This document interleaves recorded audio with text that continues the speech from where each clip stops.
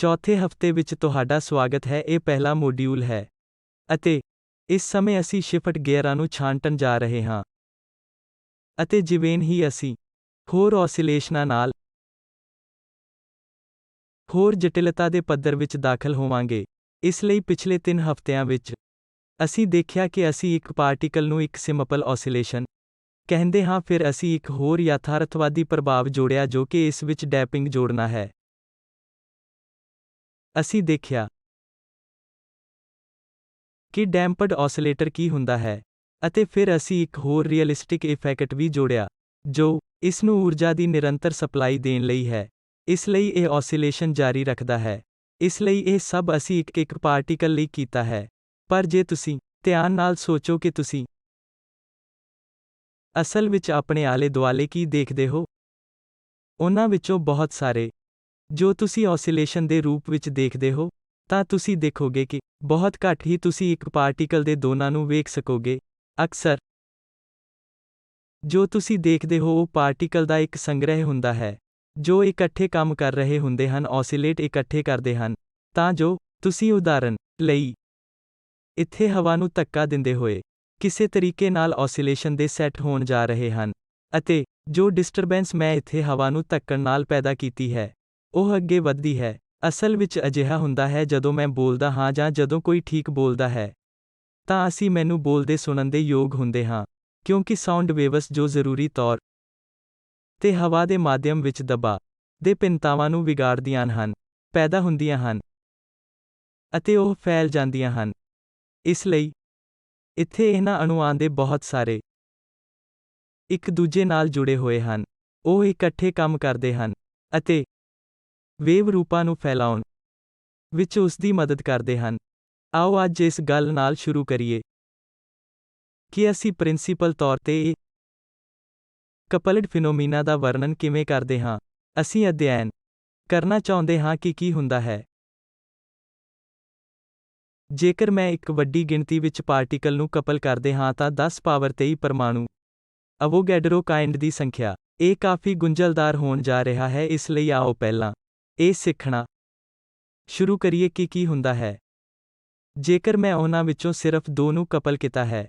ਅਸੀਂ ਪਹਿਲਾਂ ਹੀ ਘੱਟੋ ਘੱਟ ਸਿੰਗਲ ਪਾਰਟੀਕਲ ਔਸੀਲੇਸ਼ਨਾਂ ਦੇ ਬੇਸਿਕ ਬਾਰੇ ਦੇਖ ਚੁੱਕੇ ਹਾਂ ਅਤੇ ਹੁਣ ਅਸੀਂ ਕਪਲਡ ਔਸੀਲੇਸ਼ਨਾਂ ਦਾ ਅਧਿਐਨ ਕਰਨ ਵੱਲ ਅੱਗੇ ਵਧਣ ਜਾ ਰਹੇ ਹਾਂ ਕਿਉਂਕਿ ਤੁਸੀਂ ਬਹੁਤ ਸਾਰੇ ਪਾਰਟੀਕਲ ਦੇ ਕਪਲ ਨੂੰ ਇਕੱਠੇ ਦੇਖ ਸਕਦੇ ਹੋ ਅਤੇ ਇਹ ਕਪਲਿੰਗ ਬਹੁਤ ਸਾਰੇ ਰੂਪ ਲੈ ਸਕਦੀ ਹੈ। ਇਹ ਸਿਰਫ ਇੱਕ ਸਟਰਿੰਗ ਹੋ ਸਕਦੀ ਹੈ ਜੋ ਇੱਥੇ 2 ਪਾਰਟੀਕਲ ਨੂੰ ਕਪਲ ਕਰ ਰਹੀ ਹੈ, ਜਾਂ ਇਹ ਇੱਕ ਸਪਰਿੰਗ ਹੋ ਸਕਦਾ ਹੈ,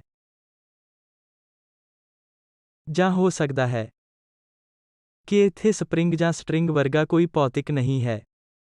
ਇਹ ਸਿਰਫ ਉਦਾਹਰਨ ਲਈ ਹਰੇਕ ਸਾਈਟ ਤੇ ਸੰਭਾਵੀ ਸੰਭਾਵਨਾਵਾਂ ਦਾ ਪ੍ਰਭਾਵ ਹੋ ਸਕਦਾ ਹੈ। ਇਸ ਲਈ ਕਪਲਿੰਗ ਬਹੁਤ ਸਾਰੇ ਰੂਪ ਲੈ ਸਕਦੀ ਹੈ। ਇਸਦਾ ਹਮੇਸ਼ਾ ਸਪਰਿੰਗ ਨਹੀਂ ਹੋਣਾ ਚਾਹੀਦਾ ਹੈ, ਜਾਂ ਕੋਈ ਸਤਰ ਜਾਂ ਕੋਈ ਚੀਜ਼ ਜੋ ਸਾਨੂੰ ਦਿਖਾਈ ਦਿੰਦੀ ਹੈ। ਇਸ ਲਈ ਇਹਨਾਂ ਸਾਰੇ ਸਧਾਰਨਕਰਨਾਂ ਨੂੰ ਧਿਆਨ ਵਿੱਚ ਰੱਖਦੇ ਹੋਏ ਆਓ ਕੋਸ਼ਿਸ਼ ਕਰੀਏ ਅਤੇ ਫਾਰਮੂਲੇਟ ਕਰੀਏ ਅਤੇ ਵੇਖੀਏ ਕਿ ਕੀ ਅਸੀਂ ਕਪਲਡ ਔਸੀਲੇਸ਼ਨਾਂ ਨੂੰ ਸੋਲਵ ਕਰ ਸਕਦੇ ਹਾਂ ਅਤੇ ਜਿਵੇਂ ਕਿ ਅਸੀਂ ਅਜਿਹਾ ਕਰਦੇ ਹਾਂ ਇੱਕ ਸਿਸਟਮ ਨੂੰ ਦੁਬਾਰਾ ਵੇਖਣਾ ਬਹੁਤ ਵਧੀਆ ਵਿਚਾਰ ਹੈ ਜੋ ਦੋਨਾਂ ਲਈ ਇੱਕ ਕਿਸਮ ਦਾ ਪੈਰਾਡਾਈਮ ਹੈ ਜੋ ਕਿ ਸਿੰਪਲ ਪੈਂਡੂਲਮ ਹੈ।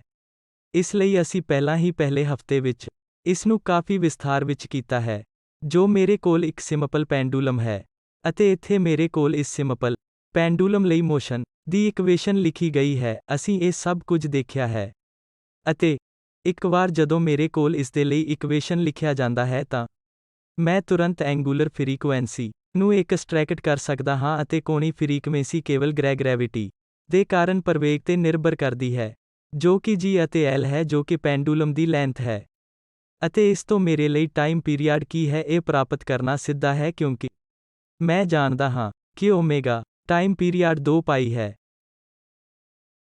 ਜੇਕਰ ਮੈਂ ਸਬਸਟੀਟਿਊਟ ਕਰਦਾ ਹਾਂ ਤਾਂ ਮੈਨੂੰ ਇੱਕ ਸਿੰਪਲ ਪੈਂਡੂਲਮ ਦਾ ਟਾਈਮ ਪੀਰੀਅਡ ਲਈ ਸਟੈਂਡਰਡ ਫਾਰਮੂਲਾ ਮਿਲੇਗਾ। ਚਲੋ ਹੁਣ ਇੱਕ ਸਟੇਪ ਹੋਰ ਅੱਗੇ ਵਧਦੇ ਹਾਂ ਤਾਂ ਜਿਵੇਂ ਮੈਂ ਦੁਬਾਰਾ ਕਿਹਾ ਕਪਲ 2 ਔਸੀਲੇਟਰ। ਹੁਣ ਅਸੀਂ ਇਹ ਸਵਾਲ ਪੁੱਛ ਸਕਦੇ ਹਾਂ ਕਿ ਜੇਕਰ ਮੈਂ ਪੈਂਡੂਲਮ ਨੂੰ ਕਪਲ ਕਰਦਾ ਹਾਂ ਤਾਂ ਇੱਥੇ ਮੈਂ ਕੀ ਕਰਨ ਦੀ ਯੋਜਨਾ ਬਣਾ ਰਿਹਾ ਹਾਂ। ਤਾਂ ਚਲੋ ਇਹ ਕਹੀਏ ਕਿ ਮੇਰੇ ਕੋਲ ਇੱਕ ਪੈਂਡੂਲਮ ਇੱਥੇ ਇੱਕ ਹੋਰ ਪੈਂਡੂਲਮ ਹੈ ਅਤੇ ਮੈਂ ਇਹਨਾਂ ਦੋ ਪੈਂਡੂਲਮ ਨੂੰ ਇੱਕ ਸਪਰਿੰਗ ਰਾਹੀਂ ਜੋੜਨ ਜਾ ਰਿਹਾ ਹਾਂ ਅਤੇ ਅਸੀਂ ਮੰਨ ਲਵਾਂਗੇ ਕਿ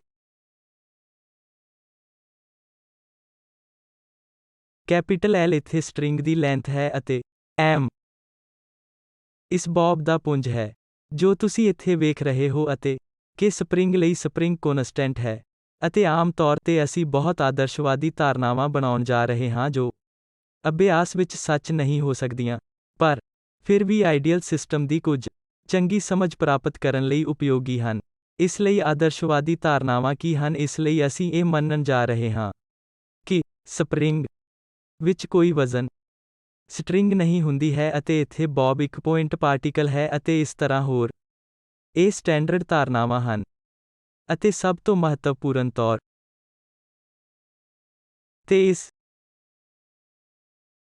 ਅਰਥ ਵਿੱਚ ਸਮਾਲ ਐਂਗਲ ਅਪਰੋਕਸੀਮੇਸ਼ਨ ਤੇ ਬਣੇ ਰਹਿਣਗੇ ਕਿ ਜੇਕਰ ਤੁਹਾਨੂੰ ਸਿੰਪਲ ਪੈਂਡੂਲਮ ਦੇ ਕੇਸ ਵਿੱਚ ਯਾਦ ਹੈ, ਮੋਸ਼ਨ ਦਾ ਵਧੇਰੇ ਸਹੀ equation theta double dot plus ਜੀ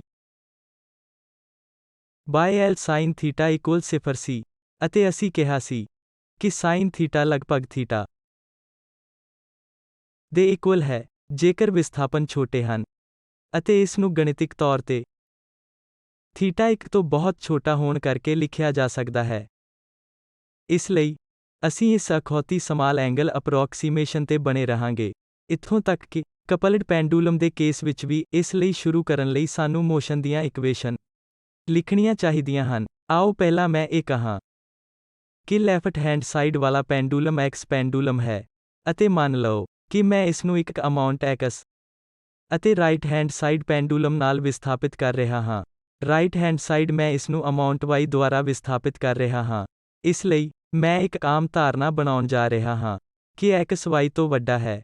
ਇਸ ਲਈ ਮੈਨੂੰ ਪਹਿਲਾਂ x pendulum m Times x dot ਲਈ ਮੋਸ਼ਨ ਦੀ ਇਕੁਏਸ਼ਨ ਲਿਖਣ ਦਿਓ ਅਤੇ ਇਹ m g ਬਾਈ L ਟਾਈਮਸ x ਦੇ ਇਕੁਅਲ ਹੋਵੇਗਾ। ਇਹ ਮੰਨਦਾ ਹੈ ਕਿ ਤੁਹਾਡੇ ਕੋਲ ਇਸ ਅਰਥ ਵਿੱਚ ਹੋਰ ਕੁਝ ਨਹੀਂ ਹੈ ਕਿ ਇੱਥੇ ਕੋਈ ਪੈਂਡੂਲਮ ਕਿਉਂ ਨਹੀਂ ਹੈ। ਜੇਕਰ ਇੱਥੇ ਸਿਰਫ x ਪੈਂਡੂਲਮ ਹੁੰਦਾ ਤਾਂ ਇਹ ਮੋਸ਼ਨ ਦਾ ਇਕੁਏਸ਼ਨ ਹੈ, ਪਰ ਅਸੀਂ ਜਾਣਦੇ ਹਾਂ ਕਿ ਇੱਥੇ ਇਹ y ਪੈਂਡੂਲਮ ਹੈ ਅਤੇ ਇਹ ਸਪਰਿੰਗ ਹੈ। ਇਸ ਲਈ ਕਿਤੇ ਵੀ ਉਹਨਾਂ ਨੂੰ ਇਸ ਨੂੰ ਬਣਾਉਣਾ ਚਾਹੀਦਾ ਹੈ, ਆਪਣੀ ਅਪੀਅਰੈਂਸ ਬਣਾਉਣੀ ਚਾਹੀਦੀ ਹੈ ਅਤੇ ਇੱਥੇ ਇਹ ਇਸ ਤਰੀਕੇ ਨਾਲ ਆਪਣੀ ਅਪੀਅਰੈਂਸ ਬਣਾਉਂਦੇ ਹੈ।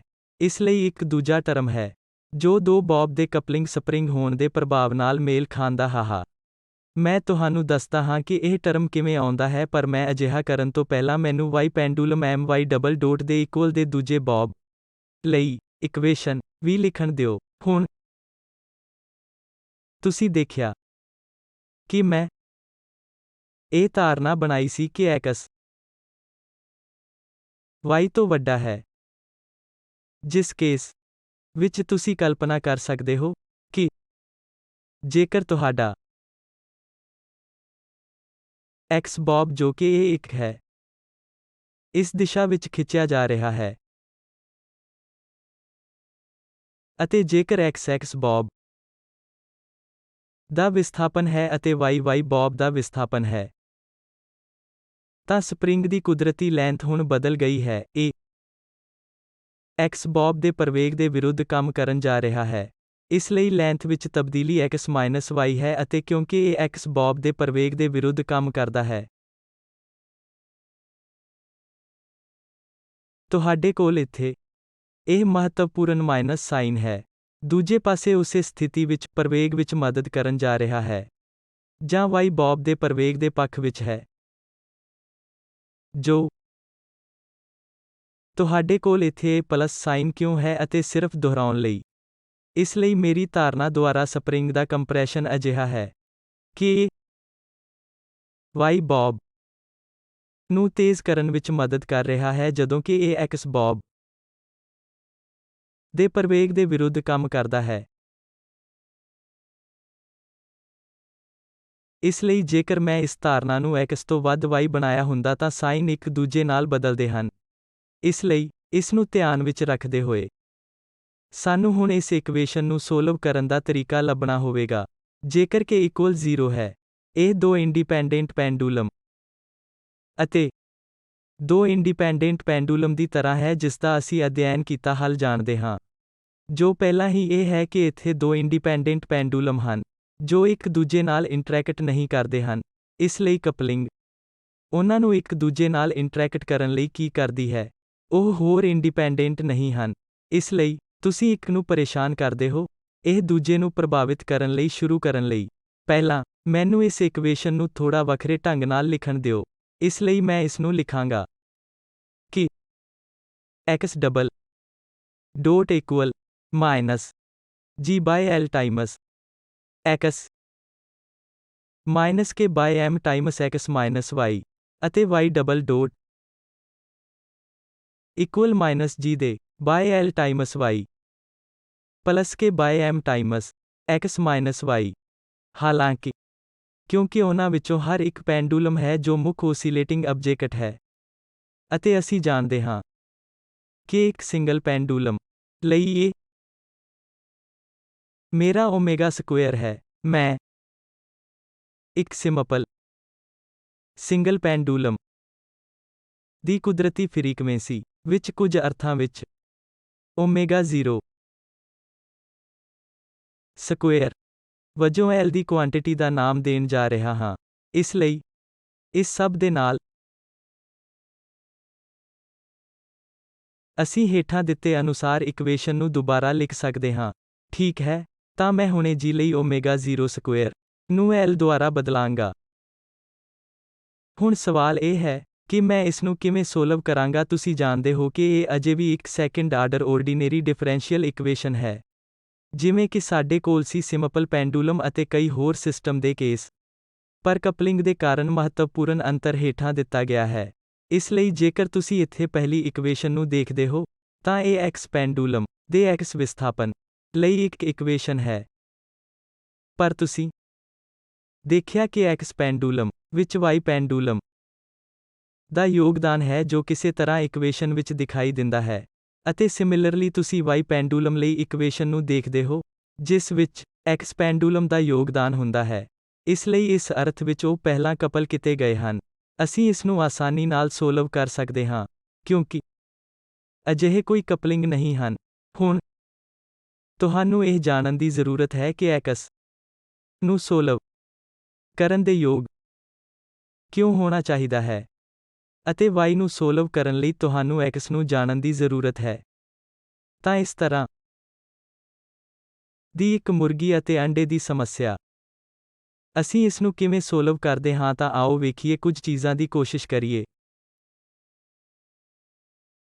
ਸਭ ਤੋਂ ਪਹਿਲਾਂ ਮੈਂ ਹਾਂ ਕਰਨ ਜਾ ਰਿਹਾ ਹੈ ਇਕੁਏਸ਼ਨ ਜੋੜਨਾ ਅਤੇ ਘਟਾਉਣਾ ਹੈ। ਤੁਸੀਂ ਦੇਖੋਗੇ ਕਿ ਮੈਂ ਅਜਿਹਾ ਕਰਨ ਦੀ ਕੋਸ਼ਿਸ਼ ਕਿਉਂ ਕਰ ਰਿਹਾ ਹਾਂ।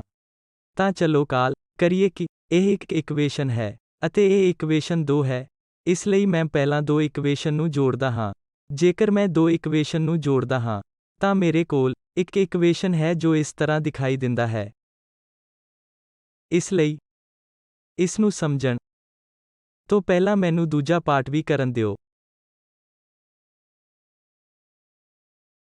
ਜੋ ਮੈਂ ਕਿਹਾ ਸੀ। ਇਸ ਲਈ, ਹੁਣ ਮੈਂ ਇਕੁਏਸ਼ਨ 1 ਅਤੇ 2 ਜੋੜਿਆ ਹੈ, ਤਾਂ ਜੋ ਮੈਂ ਇੱਥੇ 1 ਅਤੇ 2 ਜੋੜਿਆ ਹੈ ਜਿਸ ਨੇ ਤੁਹਾਨੂੰ ਇਹ ਦਿੱਤਾ ਹੈ। ਹੁਣ, ਮੈਨੂੰ 2 ਨੂੰ ਘਟਾਉਣ ਦਿਓ, ਤਾਂ ਮੈਂ ਹੇਠਾਂ ਦਿੱਤਾ ਘਟਾਓ ਕਰਨਾ ਚਾਹੁੰਦਾ ਹਾਂ। ਇਸ ਲਈ, ਮੈਂ 1 ਵਿੱਚੋਂ 2 ਨੂੰ ਘਟਾਉਣਾ ਚਾਹੁੰਦਾ ਹਾਂ, ਤਾਂ ਜੋ ਇਹ ਮੈਨੂੰ ਦੇਵੇਗਾ ਕਿ ਮੈਂ ਹੁਣ ਇਸ ਇਕੁਏਸ਼ਨ ਨੂੰ ਸਰਲ ਬਣਾ ਦਿੱਤਾ ਹੈ ਅਤੇ ਲਿਖਿਆ ਹੈ। ਤਾਂ ਮੇਰੇ ਕੋਲ ਦੂਜੀ ਇਕੁਏਸ਼ਨ ਹੈ, ਜੋ ਇਕੁਏਸ਼ਨ 2 ਨੂੰ ਇਕੁਏਸ਼ਨ 1 ਵਿੱਚੋਂ ਘਟਾਉਣ ਦੇ ਨਤੀਜੇ ਵਜੋਂ ਹੈ। ਹੁਣ ਜੇਕਰ ਤੁਸੀਂ ਇਹਨਾਂ ਦੋ ਇਕੁਏਸ਼ਨ ਦੇ ਸਟਰਕਚਰ ਨੂੰ ਵੇਖਦੇ ਹੋ, ਤਾਂ ਇਹ ਸਪਸ਼ਟ ਹੋ ਜਾਵੇਗਾ ਕਿ ਪਹਿਲੀ ਇਕੁਏਸ਼ਨ ਵਿੱਚ ਅੱਗੇ ਕੀ ਹੋਵੇਗਾ।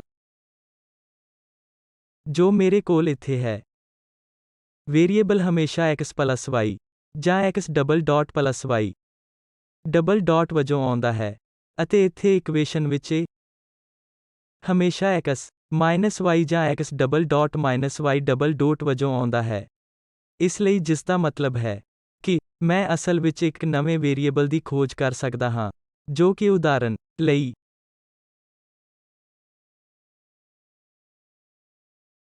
x ਪਲੱਸ y ਹੋ ਸਕਦਾ ਹੈ। ਮੈਨੂੰ ਇਸ ਨੂੰ u ਕਹਿਣ ਦਿਓ। ਅਤੇ ਜੇਕਰ u x ਪਲੱਸ y ਹੈ ਤਾਂ u dot x dot plus y dot ਹੋਵੇਗੀ।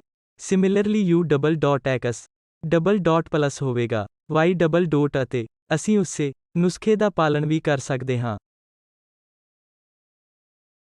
ਜਿਸ ਨੂੰ ਤੁਸੀਂ ਵੀ ਕਹਿ ਸਕਦੇ ਹੋ ਵੀ ਇਕੁਅਲ ਹੈ x ਮਾਈਨਸ y ਦੇ ਅਤੇ v ਡਬਲ ਡੋਟ ਇਕੁਅਲ ਹੋਵੇਗਾ x double dot minus y double dot. ਹੁਣ ਇਹ ਸਪਸ਼ਟ ਹੈ ਕਿ ਮੈਨੂੰ ਕੀ ਕਰਨ ਦੀ ਲੋੜ ਹੈ, ਬਸ ਇਹਨਾਂ ਚੀਜ਼ਾਂ ਨੂੰ ਇਹਨਾਂ ਇਕੁਏਸ਼ਨ ਵਿੱਚ ਸਬਸਟੀਟਿਊਟ ਕਰ ਦਿਓ। ਮੈਨੂੰ ਇਹ ਲਿਖਣ ਦਿਓ। ਇਸ ਲਈ ਜੇਕਰ ਮੈਂ ਇਸ ਇਕੁਏਸ਼ਨ ਦਾ ਪਹਿਲਾ ਹਿੱਸਾ ਲੈਂਦਾ ਹਾਂ ਤਾਂ ਇਹ ਹੁਣ u ਡਬਲ ਡੋਟ ਅਤੇ ਓਮੇਗਾ 0 ਸਕੁਏਅਰ ਇਕੁਅਲ 0 ਬਣ ਜਾਵੇਗਾ ਜਦੋਂ ਕਿ ਇੱਥੇ ਇਹ equation x double dot minus y double dot v double dot ਬਣ ਜਾਵੇਗੀ। ਇਸ ਲਈ ਇਹ ਹੋਵੇਗਾ v double dot plus omega 0 square x minus y v ਹੈ plus 2k by mvv 2k by m into v0 ਦੇ ਇਕੁਅਲ ਹੈ। ਬੇਸ਼ੱਕ ਇਸ ਨੂੰ ਫਰਦਰ ਸਰਲ ਬਣਾਇਆ ਜਾ ਸਕਦਾ ਹੈ ਤਾਂ ਕਿ v double dot plus omega 0 square plus 2k by m into v equal 0 ਹੈ। ਹੁਣ ਇਹਨਾਂ ਦੋ ਇਕੁਏਸ਼ਨ ਦੀ ਜਾਂਚ ਕਰੋ ਕਿ ਉਹ ਇੱਕ ਡਾਇਮੈਂਸ਼ਨਲ ਓਸੀਲੇਟਰ ਦੇ ਇਕੁਏਸ਼ਨ ਵਾਂਗ ਦਿਖਾਈ ਦਿੰਦੇ ਹਨ ਅਤੇ ਇਸ ਵਿੱਚ ਪਹਿਲੇ ਕੇਸ ਵਿੱਚ ਫ੍ਰੀਕੁਐਂਸੀ ਓਮੇਗਾ 0 ਸਕੁਏਅਰ ਹੈ ਅਤੇ ਕੀ ਇਹਨਾਂ ਕੇਸ ਵਿੱਚ ਫ੍ਰੀਕੁਐਂਸੀ ਦਾ square omega 0 square plus 2k by m। ਹੁਣ ਤੁਸੀਂ ਦੇਖਦੇ ਹੋ ਕਿ u ਲਈ ਇਕੁਏਸ਼ਨ ਸਿਰਫ uv ਤੇ ਨਿਰਭਰ ਕਰਦਾ ਹੈ, ਇੱਥੇ ਪਿਕਚਰ ਨਹੀਂ ਦਰਜ ਕਰਦਾ ਹੈ ਅਤੇ ਸਿਮਿਲਰਲੀ v ਲਈ ਇਕੁਏਸ਼ਨ ਸਿਰਫ v ਤੇ ਨਿਰਭਰ ਕਰਦਾ ਹੈ ਅਤੇ ਇਹ ਨਹੀਂ ਇਹ u ਨੂੰ ਸ਼ਾਮਿਲ ਨਹੀਂ ਕਰਦਾ ਤਾਂ ਅਸੀਂ ਜਾਦੂਈ ਤੌਰ ਤੇ ਦੋ ਓਸੀਲੇਟਰਾਂ ਨੂੰ ਅਨਕਪਲ ਕਰਨਾ ਜਾਪਦੇ ਹਾਂ ਅਤੇ ਅਜਿਹਾ ਕਰਨ ਲਈ ਸਾਡਾ ਫਾਰਮੂਲਾ ਕੀ ਸੀ ਕਿ ਅਸੀਂ ਕੋਆਰਡੀਨੇਟ ਸਿਸਟਮ ਦੇ ਇੱਕ ਸੈੱਟ ਤੋਂ ਇੱਕ ਵੱਖਰੇ ਕੋਆਰਡੀਨੇਟ ਸਿਸਟਮ ਵਿੱਚ ਚਲੇ ਗਏ। ਇਸ ਲਈ ਅਸਲ ਵਿੱਚ ਸਾਡੇ ਕੋਆਰਡੀਨੇਟ ਸਿਸਟਮ ਨੂੰ x ਅਤੇ y ਦੁਆਰਾ ਪਰਿਭਾਸ਼ਿਤ ਕੀਤਾ ਗਿਆ ਸੀ ਅਤੇ ਅਸੀਂ x ਅਤੇ y ਤੋਂ u, v ਅਤੇ m ਵਿੱਚ ਚਲੇ ਗਏ। ਟਰਾਂਸਫੋਰਮੇਸ਼ਨ u equal x plus y ਸੀ ਅਤੇ v equal x minus y ਹੈ ਅਤੇ ਇਹ ਇੱਕ ਬਹੁਤ ਹੀ ਮੈਜੀਕਲ ਟਰਾਂਸਫੋਰਮੇਸ਼ਨ ਵਾਂਗ ਜਾਪਦਾ ਹੈ ਜਿਸ ਨੇ ਇਕੁਏਸ਼ਨ 1 ਅਤੇ 2 ਦੁਆਰਾ ਦਿੱਤੀਆਂ ਇਕੁਏਸ਼ਨ ਦੇ ਇੱਕ ਕਪਲਡ ਸੈੱਟ ਨੂੰ ਬਦਲ ਦਿੱਤਾ। ਇਸ ਇਕੁਏਸ਼ਨ 3 ਅਤੇ 4 ਦੁਆਰਾ ਦਿੱਤੇ ਗਏ ਇਕੁਏਸ਼ਨ ਦੇ ਇੱਕ ਅਨਕਪਲਡ ਸੈੱਟ ਨੂੰ ਇਸ ਲਈ ਇਸ ਨੂੰ ਇਕੁਏਸ਼ਨ 3 ਕਹਿੰਦੇ ਹਾਂ ਅਤੇ ਇਹ ਇਕੁਏਸ਼ਨ 4 ਹੈ ਨਵਾਂ ਕੋਆਰਡੀਨੇਟ ਸਿਸਟਮ ਜੋ ਅਸੀਂ ਲਿਖਿਆ ਹੈ ਕਿ ਇਹ x ਪਲੱਸ y ਅਤੇ x minus y coordinate system ਹੈ ਜੋ ਮੋਸ਼ਨ ਦੀਆਂ ਇਕੁਏਸ਼ਨ ਤੁਹਾਡੇ ਸਾਹਮਣੇ ਹਨ ਅਤੇ ਜਿਵੇਂ ਕਿ ਮੈਂ ਦੱਸਿਆ ਹੈ ਕਿ ਤੁਸੀਂ ਦੇਖ ਸਕਦੇ ਹੋ ਕਿ ਹਰ ਇੱਕ ਹੁਣ ਇੱਕ ਇੰਡੀਪੈਂਡੈਂਟ ਇਕੁਏਸ਼ਨ ਹੈ, ਇਹ ਦੂਜੇ ਨਾਲ ਕਪਲ ਨਹੀਂ ਕਰਦੇ ਹੈ। ਇਸ ਲਈ u ਲਈ ਇਕੁਏਸ਼ਨ v ਨੂੰ ਸ਼ਾਮਲ ਨਹੀਂ ਕਰਦਾ ਹੈ ਅਤੇ v ਲਈ ਇਕੁਏਸ਼ਨ u ਨੂੰ ਸ਼ਾਮਲ ਨਹੀਂ ਕਰਦਾ ਹੈ। ਇਸ ਲਈ ਇਸ ਨੇ ਸਾਡੀ ਜ਼ਿੰਦਗੀ ਨੂੰ ਆਸਾਨ ਬਣਾ ਦਿੱਤਾ ਹੈ ਕਿਉਂਕਿ ਅਸੀਂ ਜਾਣਦੇ ਹਾਂ ਕਿ ਇਹਨਾਂ ਇਕੁਏਸ਼ਨ ਨੂੰ ਕਿਵੇਂ ਸੋਲਵ ਕਰਨਾ ਹੈ। ਇਸ ਲਈ ਇਸ ਇਕੁਏਸ਼ਨ ਦੇ ਮਾਮਲੇ ਵਿੱਚ ਫ੍ਰੀਕੁਐਂਸੀ ਓਮੇਗਾ ਵਰਗ ਹੈ ਜੋ ਓਮੇਗਾ 0 ਸਕੁਏਅਰ ਦੀ ਕੁਆਂਟੀਟੀ ਹੈ ਜੋ ਇੱਥੇ ਬੈਠਦੀ ਹੈ ਅਤੇ ਇਸ ਇਕੁਏਸ਼ਨ ਦੇ ਮਾਮਲੇ ਵਿੱਚ frequency omega square equal omega 0 square plus 2k by m ਅਤੇ ਤੁਸੀਂ ਦੁਬਾਰਾ ਵੇਖੋਗੇ ਕਿ ਇੱਕ ਕਰੋਸ ਚੈੱਕ ਦੇ ਤੌਰ ਤੇ ਤੁਸੀਂ k ਨੂੰ 0 ਦੇ ਇਕੁਅਲ ਸੈੱਟ ਕਰ ਸਕਦੇ ਹੋ, ਮਤਲਬ ਕਿ ਸਪਰਿੰਗ ਕੌਨਸਟੈਂਟ 0 ਹੈ। ਪਹਿਲੀ ਥਾਂ ਤੇ ਕੋਈ ਵੀ ਸਪਰਿੰਗ ਨਹੀਂ ਹੈ। ਅਜਿਹੀ ਕੇਸ ਵਿੱਚ ਤੁਸੀਂ ਸਿਰਫ ਦੋ ਇੰਡੀਪੈਂਡੈਂਟ ਪੈਂਡੂਲਮ ਵਾਪਸ ਪ੍ਰਾਪਤ ਕਰੋ, ਉਹਨਾਂ ਦੋਵਾਂ ਦੀ ਫ੍ਰੀਕੁਐਂਸੀ ਹੈ ਜੋ ਓਮੇਗਾ 0 ਦੇ ਇਕੁਅਲ ਹੈ। ਠੀਕ ਹੈ, ਇਸ ਲਈ ਇਹ ਉਸ ਹੱਦ ਤੱਕ ਇਕਸਾਰ ਹੈ ਚਲੋ v ਨੂੰ 0 ਦੇ ਇਕੁਅਲ ਸੈੱਟ ਕਰੋ, ਜਿਸ ਕੇਸ ਵਿੱਚ v ਦੇ ਇਕੁਅਲ x ਮਾਈਨਸ y ਅਤੇ 0 ਦੇ ਇਕੁਅਲ ਹੋਣ ਦਾ ਮਤਲਬ ਇਹ ਹੋਵੇਗਾ ਕਿ x y ਦੇ ਇਕੁਅਲ ਹੈ। ਇੱਥੇ ਰੁਕਾਵਟ ਇਹ ਹੈ ਕਿ x ਅਤੇ y ਪੈਂਡੂਲਮ ਵਿੱਚੋਂ ਹਰੇਕ ਦੇ ਵਿਸਥਾਪਨ ਬਿਲਕੁਲ ਇਕੁਅਲ ਹੋਣੇ ਚਾਹੀਦੇ ਹਨ ਅਤੇ ਪੜਾਅ ਵਿੱਚ ਇਸ ਲਈ ਅਸੀਂ ਕੀ ਦੇਖ ਰਹੇ ਹਾਂ, ਇਹ ਹੈ ਕਿ ਦੋ ਪੈਂਡੂਲਮ ਜ਼ਰੂਰੀ ਤੌਰ ਤੇ ਇਸ ਤਰ੍ਹਾਂ ਦੇ ਪੜਾਅ ਵਿੱਚ ਔਸੀਲੇਸ਼ਨ ਕਰਦੇ ਹਨ, ਅਤੇ ਇੱਥੇ ਸਪਰਿੰਗ ਕੋਈ ਭੂਮਿਕਾ ਨਹੀਂ ਨਿਭਾਉਂਦੀ ਹੈ। ਇਹ ਇਹਨਾਂ ਦੋ ਪੈਂਡੂਲਮ ਦੀ ਤਰ੍ਹਾਂ ਹੈ ਜੋ ਪੜਾਅ ਵਿੱਚ ਇਸ ਤਰ੍ਹਾਂ ਚੱਲਦੇ ਹਨ, ਇਸ ਲਈ ਉਹਨਾਂ ਦੇ ਵਿਚਕਾਰਲੀ ਸਪਰਿੰਗ ਨਾ ਤਾਂ ਵਿਸਤ੍ਰਿਤ ਹੁੰਦੀ ਹੈ ਅਤੇ ਨਾ ਹੀ ਸੰਕੁਚਿਤ ਹੁੰਦੀ ਹੈ। ਇਸ ਲਈ ਕਪਲ ਪੈਂਡੂਲਮ ਦੇ ਇਸ ਵਿਸ਼ੇਸ਼ ਮੋਡ ਵਿੱਚ ਸਪਰਿੰਗ ਦਾ ਕੋਈ ਪ੍ਰਭਾਵ ਨਹੀਂ ਹੁੰਦਾ ਹੈ। ਇਸ ਲਈ ਇਹ ਉਹ ਕੇਸ ਹੈ ਜਿੱਥੇ x ਅਤੇ y ਇਕੁਅਲ ਹਨ। ਤਾਂ x ਅਤੇ y ਸਿਰਫ ਇਹ ਦਰਸਾਉਣ ਲਈ ਕਿ ਇਹ x ਹੈ ਅਤੇ ਇਹ y ਹੈ, ਦੋਵੇਂ ਵਿਸਥਾਪਨ ਇਕੁਅਲ ਹਨ। ਇਸ ਲਈ ਇਹ ਪਹਿਲੀ ਇਕੁਏਸ਼ਨ ਦੇ ਪਹਿਲੇ ਸੈੱਟ ਦਾ ਭੌਤਿਕ ਅਰਥ ਹੈ। ਹੁਣ ਦੂਜੀ ਇਕੁਏਸ਼ਨ ਜੋ ਕਿ v ਲਈ ਇਕੁਏਸ਼ਨ ਹੈ, ਜਿਸ ਕੇਸ ਵਿੱਚ u 0 ਹੋ ਸਕਦਾ ਹੈ, ਜਿਸ ਦਾ ਮਤਲਬ ਹੋਵੇਗਾ ਕਿ x plus y ਇਕੁਅਲ 0 ਹੈ, ਜਿਸ ਦਾ ਮਤਲਬ ਹੈ ਕਿ x ਮਾਈਨਸ y ਦੇ ਇਕੁਅਲ ਹੈ। ਇਸ ਲਈ ਇਹ ਔਸੀਲੇਸ਼ਨ ਦੇ ਹੇਠਾਂ ਦਿੱਤੇ ਪੈਟਰਨ ਵਾਲੇ ਪੈਂਡੂਲਮ ਨਾਲ ਮੇਲ ਖਾਂਦਾ ਹੈ, ਤਾਂ ਜੋ ਤੁਸੀਂ ਦੇਖ ਸਕੋ ਕਿ ਪੈਂਡੂਲਮ ਮੂਲ ਰੂਪ ਵਿੱਚ ਇਸ ਤਰ੍ਹਾਂ ਚੱਲਦਾ ਹੈ, ਜਿਸ ਨੂੰ ਐਂਟੀ ਫੇਜ਼ ਕਿਹਾ ਜਾਂਦਾ ਹੈ। ਤਾਂ ਦੂਜੇ ਮਾਮਲੇ ਵਿੱਚ ਅਸੀਂ ਦੇਖਿਆ ਕਿ ਉਹ ਪੜਾਅ ਵਿੱਚ ਸਨ, ਉਹ ਦੋਵੇਂ ਇਸ ਦਿਸ਼ਾ ਵਿੱਚ ਇਸ ਤਰ੍ਹਾਂ ਚੱਲਦੇ ਹਨ, ਅਤੇ ਇਸ ਕੇਸ ਵਿੱਚ ਉਹ ਐਂਟੀ ਫੇਜ਼ ਦੇ ਕ੍ਰਮ ਵਿੱਚ ਹਨ।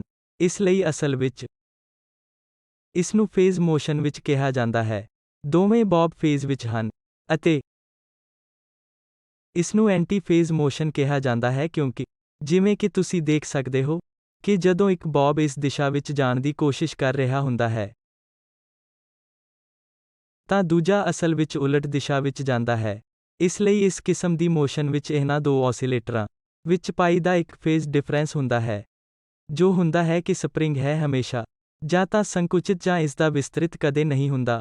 ਇਸਦੀ ਕਦੇ ਵੀ ਇਸਦੀ ਕੁਦਰਤੀ ਲੇਂਥ ਨਹੀਂ ਹੁੰਦੀ ਹੈ।